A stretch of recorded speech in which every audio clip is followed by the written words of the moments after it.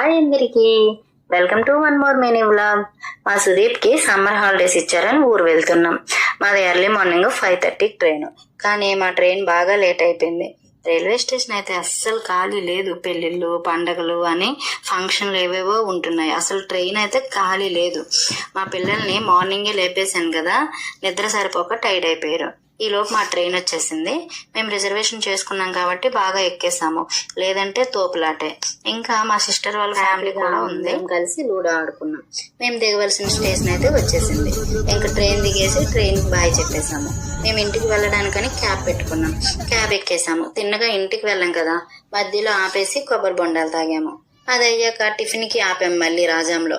మేము 8కి దిగాం ట్రైన్, కానీ మేము ఇంటికి వెళ్ళేసరికి 10:45 అయ్యింది. ఫైనల్ గా ఇంటికైతే వచ్చేసాము.